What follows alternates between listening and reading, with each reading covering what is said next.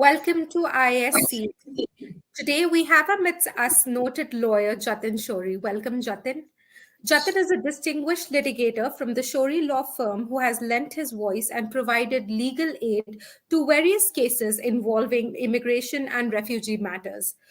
Jatin is an enthusiast who began his journey rather early, and today he can be found helping dozens of his clients stuck in the immigration process. As immigrants ourselves, we have always had questions about how to move to Canada. Once we've moved to Canada, we've realized where to start our journey. And when you change and you move nations and you move continents, we always have families that are left behind. And in the entire process, we want to have that legal aid, but we do not know where to start and where to ask questions. And we do not have the trust as to who would be able to answer them from a legal perspective. So I think today's episode is going to be a great box of knowledge for all of us who wanted to seek those clarification on very important issues, but we never knew where to start. So Jatin is an excellent, knowledgeable resource, and I find myself fortunate enough that he agreed to speak with us today. Welcome, Jatin. Purva, you're incredibly kind. I'm very humbled by that introduction. I don't know how you found so much information on me, but I appreciate that. I'm excited to have a conversation. A big supporter.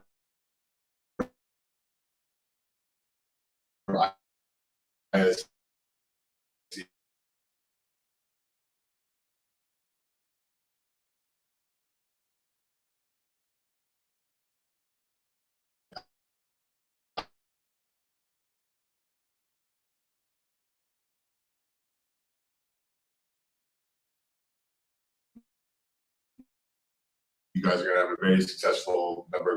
That's a great question. It's almost natural that the head of your household, your father, at least in our situation, it's natural you want to follow in certain footsteps. And I didn't know I was going to be a lawyer my entire life. I didn't know I was going to be a lawyer until closer to probably the end of my bachelor's degree, when I was thinking, now what do I do? And so at that point, I was going all over the place, and eventually I got into law school and I went to British Columbia. And what happened was, in retrospect, fast forward from that part of my life to now, we're a family of lawyers. My father, yes, himself is a lawyer. I'm a lawyer. My brother is a lawyer. My brother's wife is a lawyer, and my wife is a lawyer. So we're just a family of lawyers. And so we ended up. The dining table, do you give each other legal advices? Like, what do you talk about? That's the number one question that comes through every single time, and it's a bit cliche. But yeah, the conversations are very interesting, and everyone has a point that they need to make every time we're in some sort of debate. So, do you exchange notes at that time? What did you say? Let's just get his views. Let's just get Daddy's views on that. Everyone has their own opinions. Luckily, I'm the only one in my family that does immigration law.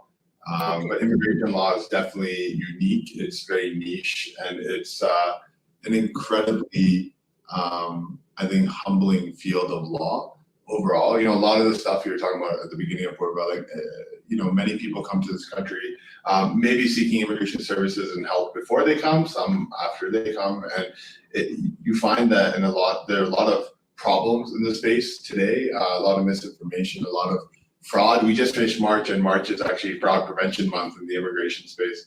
And there's a lot of definitely concerns with how immigration issues are being handled in terms of representation and in terms of information that's being spread through communities.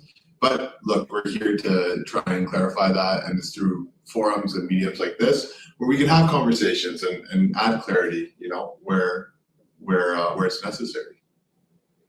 Okay, so first question, I think everyone that's going to watch us in some time would agree that all the questions are beating around the bush about the applications being delayed, right? So there could be people who were in the process of getting PR, and due to the COVID saga, it's now become an unending sort of battle where they do not know, there's no light beyond the tunnel.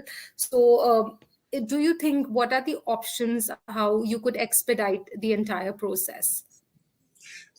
Processing delays are definitely just a part of the game today, especially in the COVID world. They've always existed to an extent, but they've never been as bad as they have been, I think, since 2020. I speak on Red FM once a month, and I think since the last year, we've, or Punjabi, the word is sabr, patience. And so that's been the mantra, I think, for the last year, is just patience, patience, patience. In terms of expediting, really the reality is that most applications, and especially because I think for this audience specifically, the Delhi visa office is just a bit of a nightmare right now to be dealing with. They're not moving. Yeah, because I am from Delhi myself. I was born and raised there, so I know exactly what you're talking about. Yeah. I'll tell you, if you want to get facts, like in 2019, the Delhi office saw 1.4 million visitor visa applications alone. Think about that. And think about that kind of volume. So then you have spousals, you have open work permits, you have all these other issues that come to parent, grandparent. So the reality is that when I have clients now coming for spousals, for example, I'm saying, listen, just be mentally ready for 2 years. Whatever that might look like, might be quicker, it might be even later. The Minister of Immigration was on Red FM actually 2 weeks ago, and he made it clear that when Mr.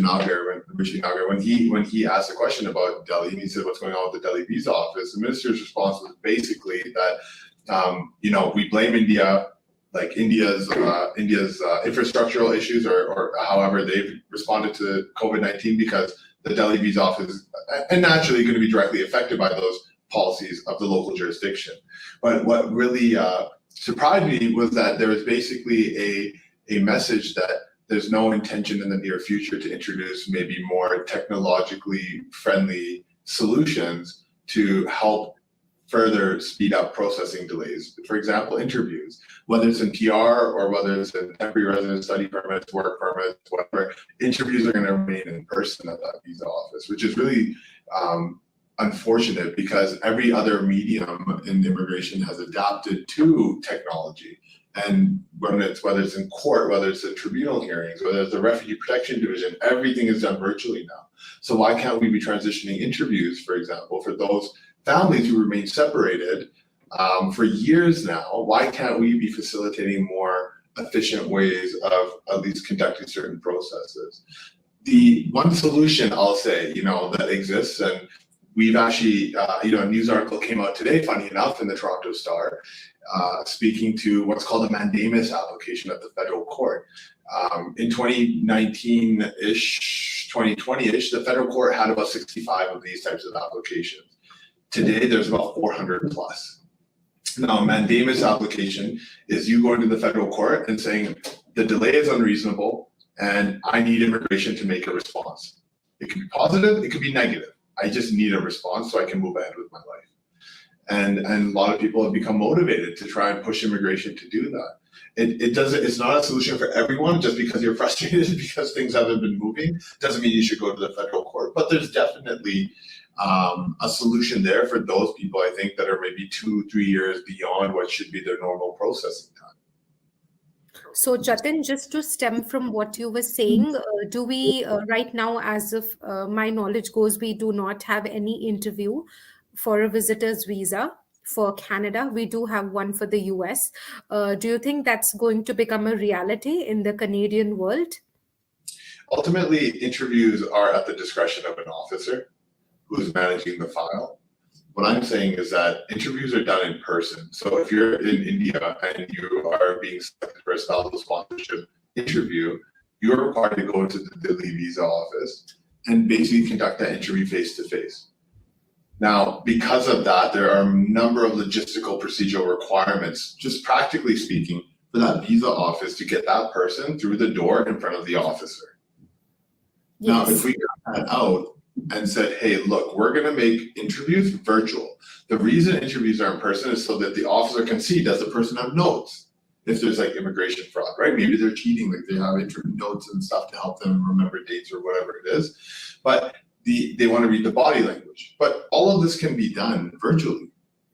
The point of an interview is that credibility is an issue. Credibility means that they don't believe something about you or your facts or your documents or whatever. But the reality is that the Immigration and Refugee Board of Canada judges credibility every single day for people who are appealing their refusals, who are in front of them for refugee hearings, which are very high stakes, and they're able to judge credibility comfortably virtually. So why can't we do that in an environment like visa processing? For sure. I think it's a lot to take down. Wherever I think processes could be made simpler and they could help cut some time, I think they should be welcomed and they should be pondered upon.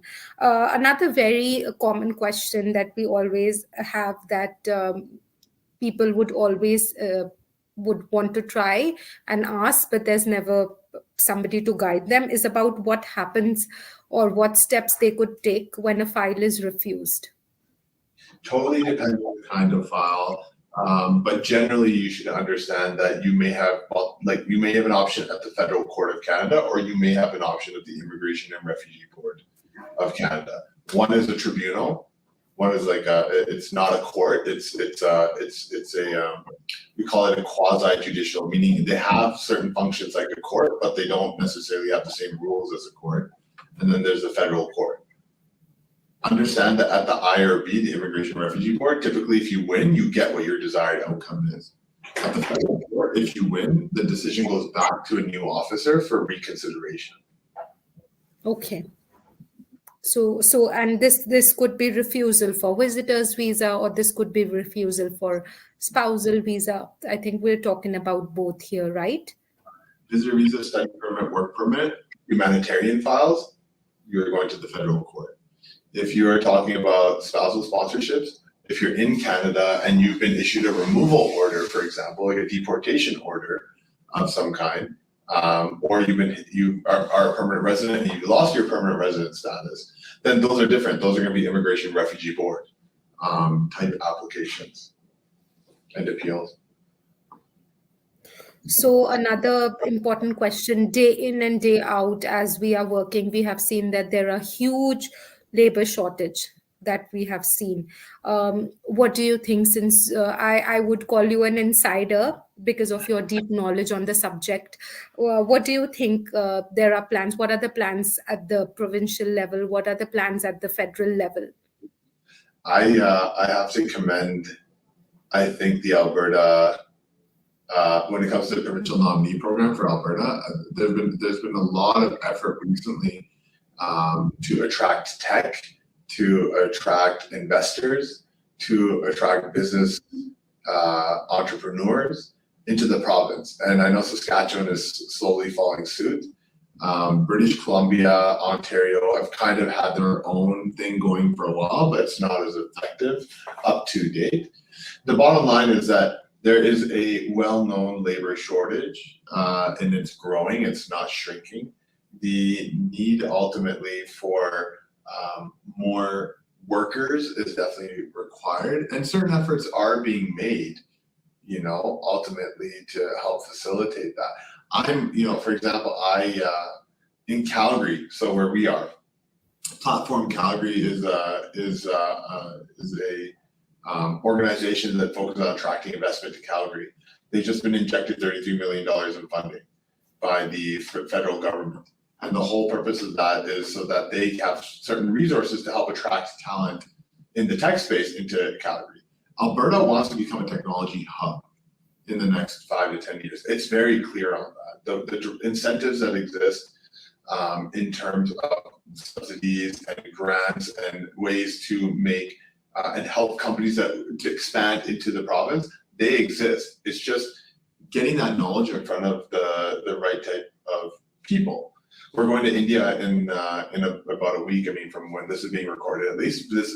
I'm not too sure when it's going to be aired, but this we're going in a week now, and the entire goal is to be speaking to various we have a very busy week of meetings packed, and it is purely just to talk about potential investment into the province with the intention of expanding enterprises at subsidiary locations in Alberta, because right now the investment environment in Alberta is very good. It's not going to be like that for 3 years. Real estate prices are starting to already go up. There's enough reports coming out about a real estate bubble per se that's now starting to be created. There's a very good chance that banks are going to increase interest rates in the near. It's predicted, at least in the summer, that interest rates are going to go up. I mean, there's certain things that are happening right now that is positioning Alberta to just become a success. And I truly believe, I mean, if you asked me 2 years ago, how do I feel? It probably wouldn't be the way I feel today. But from the discussions we're having with various even government entities locally, and just kind of the plans for the next little bit and the vision for the next little bit, tech entrepreneurs are going to be very welcomed in Alberta. And so now is the time to have those conversations. The tech stream, I can tell you we've had volumes of files come in through the tech stream, which we didn't expect. At the beginning we were thinking this is just kind of another program.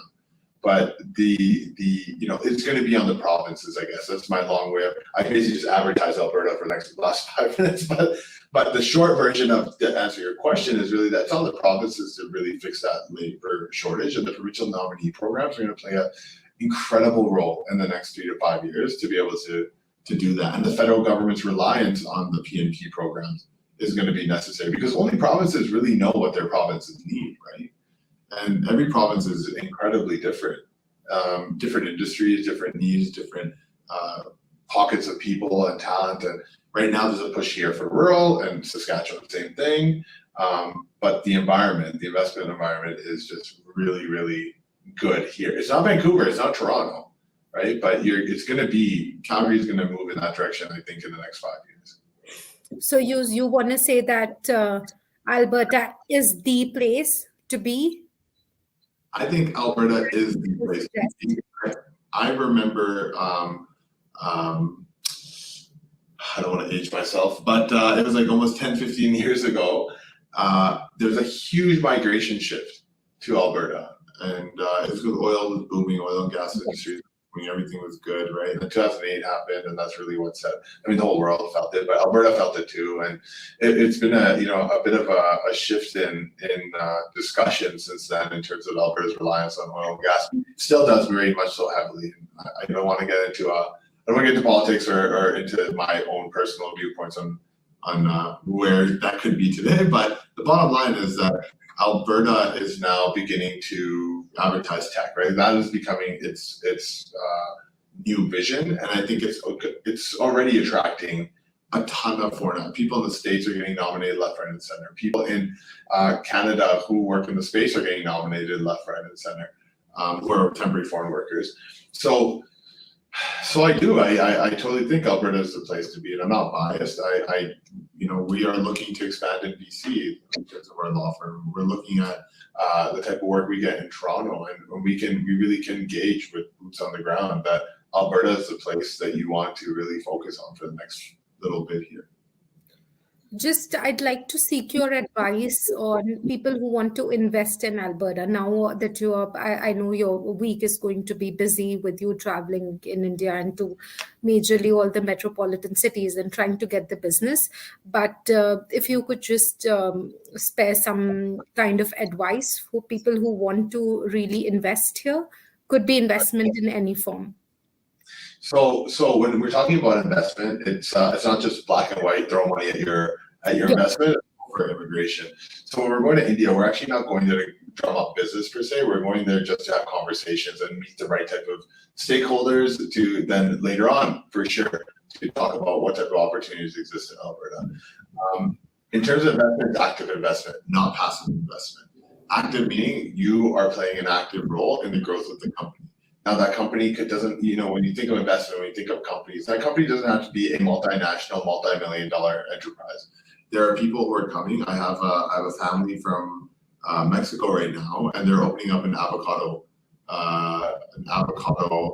business basically here. They have an avocado farm in Mexico. They're coming to Alberta. They're setting up shop, and basically, it seems like a very interesting enterprise, and we're helping them with the immigration side as well. We have another client who is from Peru, and what they're doing is they are coming here to actually get into the construction space, mostly into the leasing of equipment and different types of tools and those kinds of things for large construction development projects. Again, like very different from what you think in the tech space, right? But ultimately, it's about active investment. It's about creating certain types of links between companies that are overseas and your subsidiary location over here. We call them intercompany transfers or some ways, but there are many, many different types of work permits that favor high-skilled positions that ultimately help ease that transition towards whether it's immigration or whether it's really just expanding your company. We have a company and we might be closing. I won't actually give details because it might give too much away, but they're multinational and they have multiple locations in Asia, and they're basically looking at Canada as a potential market. And the conversation we have with them is they don't care about immigration. I mean, they don't care about permanent residency. They care about just being able to come in, make sure everything's good, and then leave, which is completely fair, right? So that's why I say immigration. I mean, I'm an immigration lawyer, and of course, like that's what I do all day. But ultimately, I think there needs to be a serious message sent out right now that Alberta right now is open for business, especially with the current government provincially. It is open for business, and there's some serious plans in place to help ease that transition for those who are genuinely interested in really growing something here in Canada for themselves or for their companies overseas or for their families in some cases, depending on the location. City versus rural parts of Alberta. There's differences. There's different programs provincially. There's different ways of getting there, even federally. It's just about creating the right strategy and having the right conversation.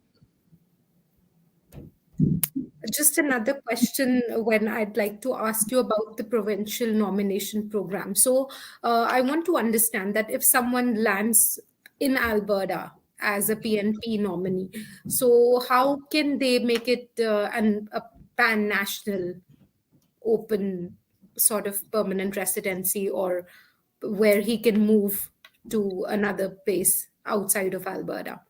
So in the past, PNP programs are restrictive, meaning in mobility. So if you come and you're nominated by so-and-so province, then you're stuck there for 2 years or something along those lines.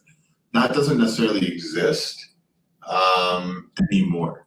And so restrictions on on permanent residency isn't necessarily there. I'm trying to think right now of a province that might have something in place, and I just can't think of one off the top of my head. I know in Alberta that if you're nominated, of course the hope is you're going to stay here. You've been nominated because there's something in your profile that indicates you are going to stay in Alberta.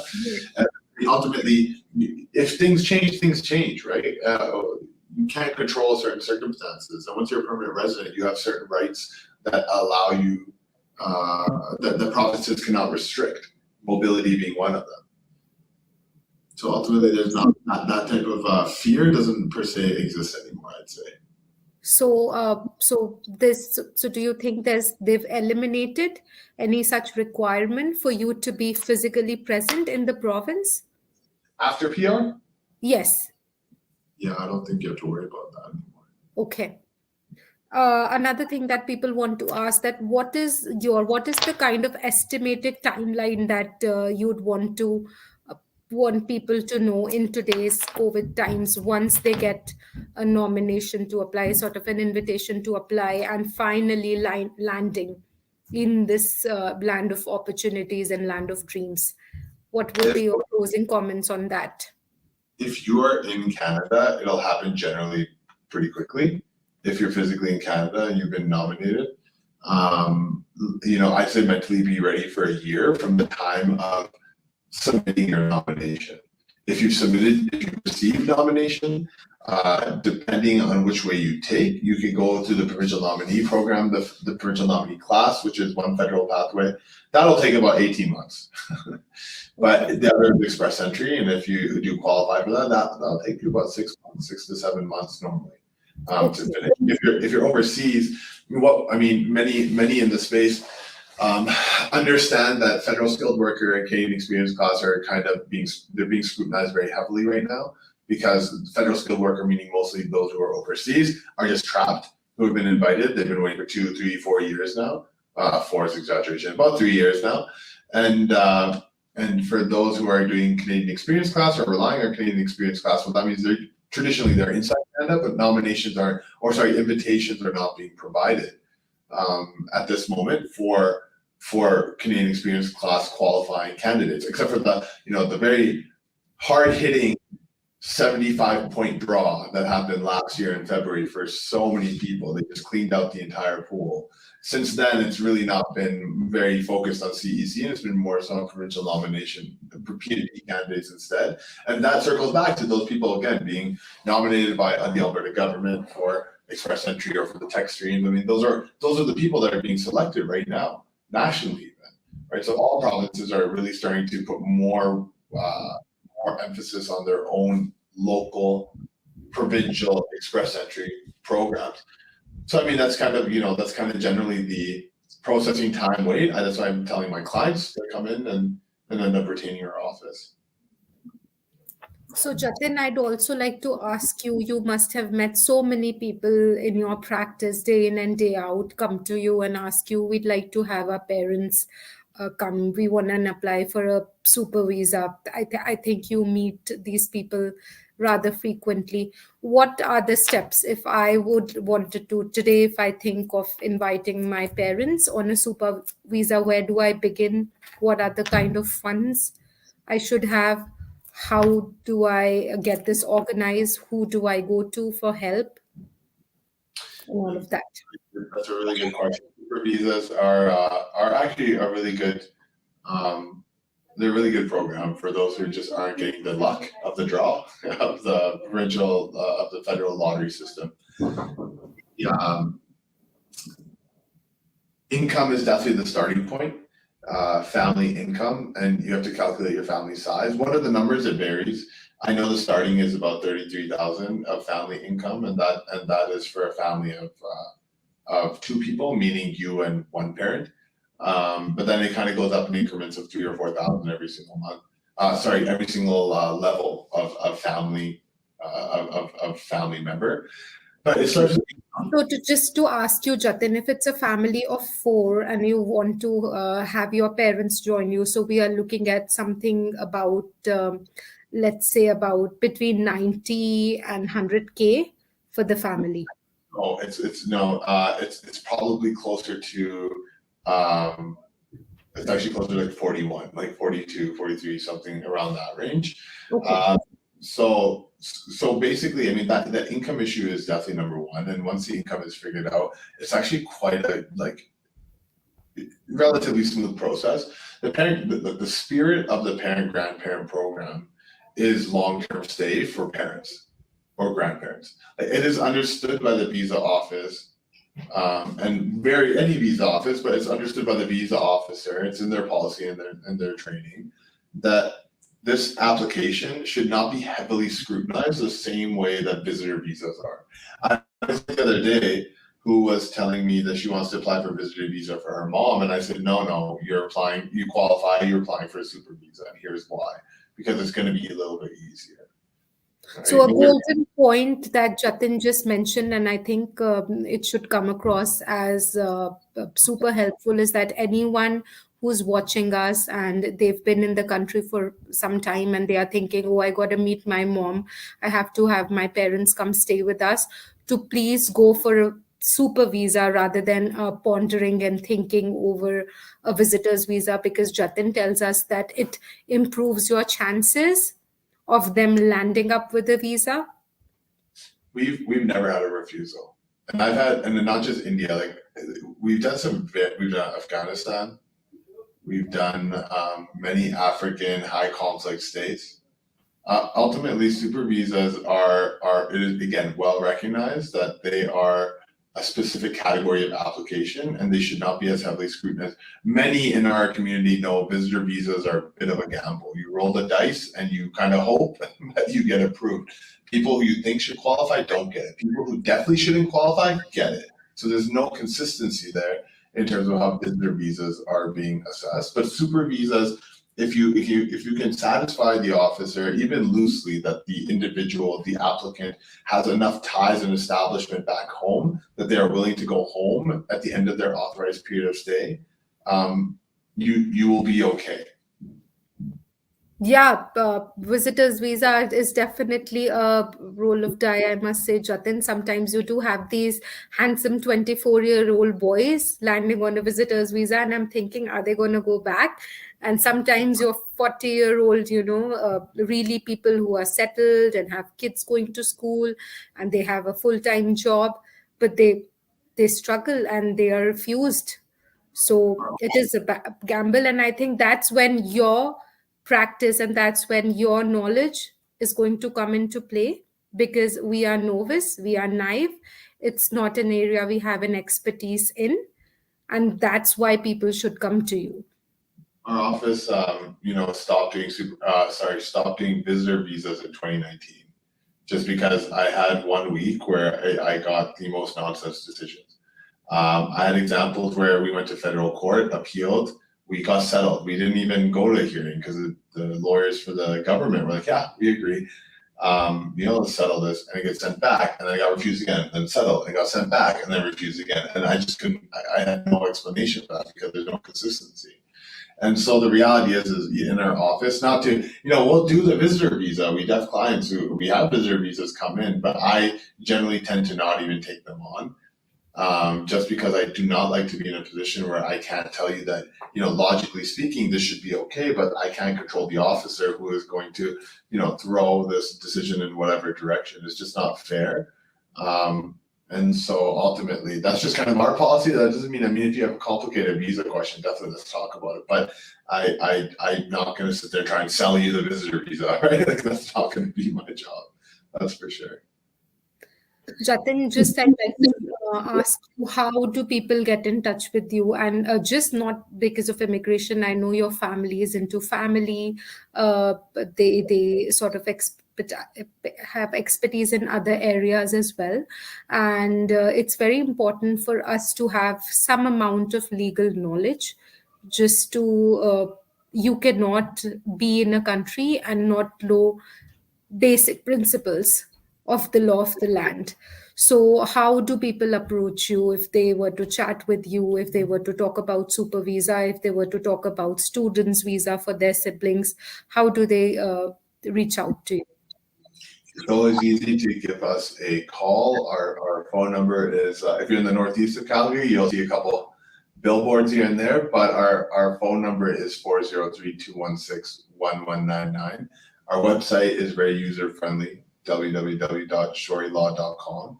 And if you look up our social, look up Shory Law on just about all social media, you'll find something on Facebook, Instagram, TikTok. We're jumping into that space as well. It's a lot of fun, but keeping ourselves active, right? Because again, misinformation is there's just so much of it out there, and it's really, really important to battle that and to make sure people are getting the right kind of advice when they're making some of the toughest decisions. I say most of the time, when people come to see myself or my partner Servesh, they're not usually coming in the best moment of their life.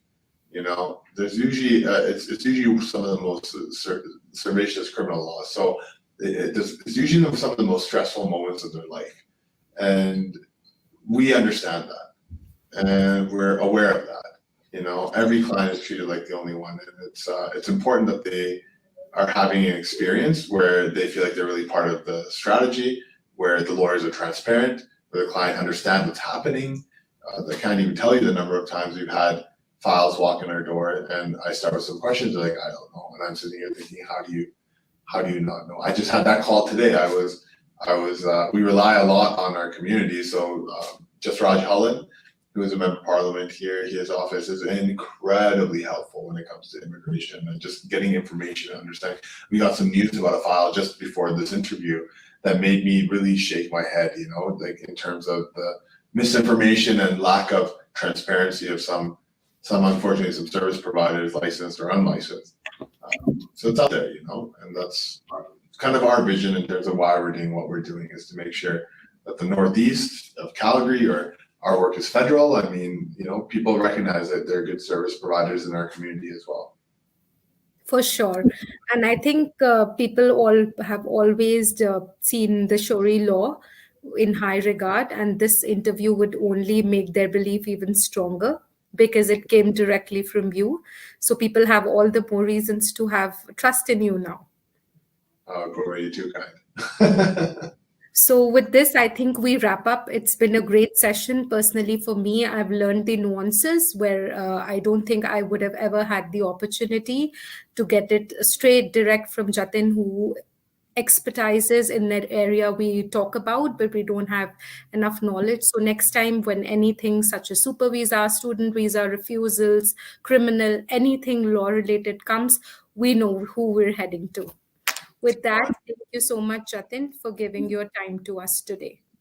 Thank you so much for the invitation. I appreciate it. And if this is something that you find, your audience really resonates with and it's helpful, let's make it regular. We'd love to have you because it's so much out there. People would like to have their questions. It could be a good Q&A round where people come and directly ask you.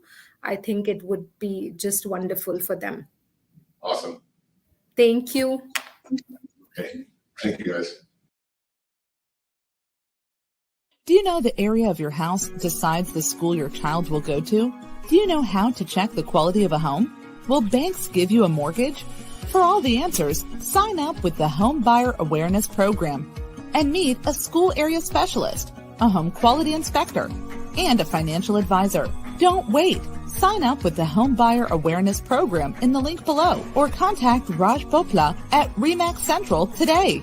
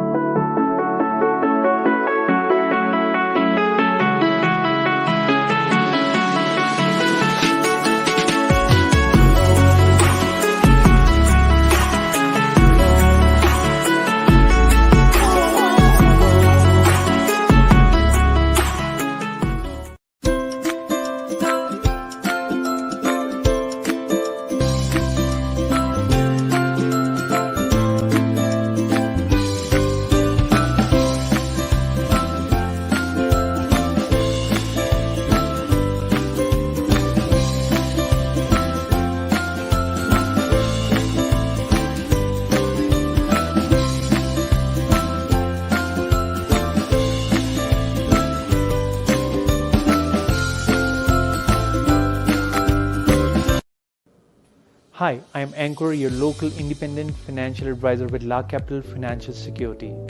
I have over 6 years of expertise in helping small business owners, skilled trade workers, professionals, and families with a strong focus to help them build, protect, and achieve their personal financial goals with my personalized service. If you're looking for insurance advice, contact me and let's get you started with free consultation.